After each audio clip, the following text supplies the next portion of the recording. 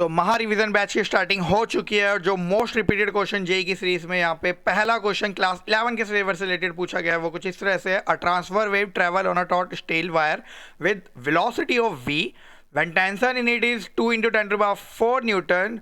When tension is changed to t, the velocity changed to v by 2, then the value of the t is close to. Again ये एक बहुत ही simple question है जो कि chapter number 15 wave class 11 के syllabus से related है। ये जेई मेन में इस टाइप के क्वेश्चन बहुत बार पूछे जा चुके हैं। जेई मेन 2020 का क्वेश्चन है। यहाँ पे एक ट्रांसफर वेव लिखी हुई है। देखिए बेसिकली आपको इस चैप्टर के अंदर दो ही वेव के बारे में पढ़ना है जेई सिलेबस से रिलेटेड।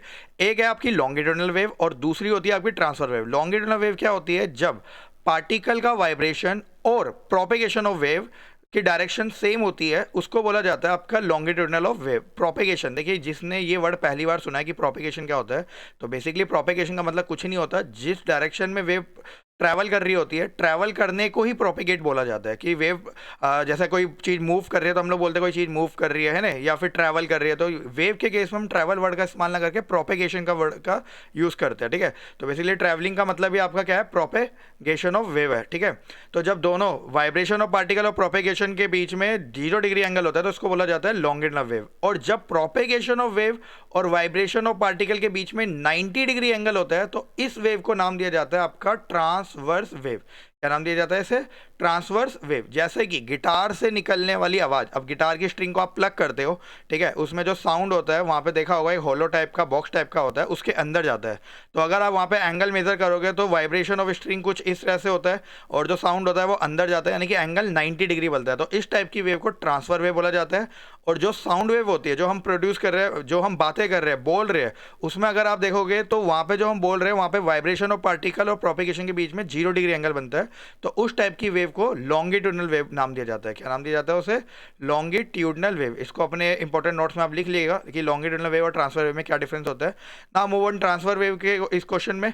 यहाँ पे ट्रांसफर वेव की आपको वेलोसिटी का फॉर्मूला पता होना चाहिए जो कि होता है v equal to under root T upon में म्यू। यहाँ पे t जो है ये बेसिकली टेंशन को रिप्रेजेंट करता है और ये जो म्यू है ये आपके मास पर यूनिट लेंथ को रिप्रेजेंट कर रहा होता है। ठीक है, अब इस क्वेश्चन में आपको दो केस दे रखे हैं। ठीक है, यहाँ पे मैं दोनों केस लिख रहा हूँ।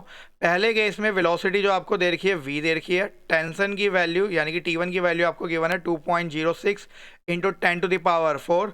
दूसरे केस में वेलोसिटी v2 आपको जो दे रखा है v/2 लेने के लिए बोल रखा है और क्वेश्चन में ये बोला गया है कि फाइनल टेंशन को बताइए कितनी होगी। नो डाउट यहाँ पे दो केस बने हुए हैं। वेलोसिटी का ये फॉर्मूला का अगर आप इस्तेमाल करेंगे तो आपको एक इक्वेशन मिलेगी v1 अपॉन में v2 which is equal to under root t1 upon में t2 करके, है ना। इस तरह से आप इनका रिलेशन निकाल लीजिए। अब नाउ आप इसमें वैल्यू पुट कर लीजिए। v1 की वैल्यू v है, v2 की वैल्यू v/2 है, विच इज इक्वल टू t1 की value 2.06 into 10 to the power 4 है, अपॉन में t2 आपको कैलकुलेट करना है। तो v से v कैंसिल, तो ये हो जाएगा आपका 2 is equal to under root 2.06 into 10 to the power 4 t2। Okay, squaring both side कर लीजिए इसको सोल्व करने के लिए।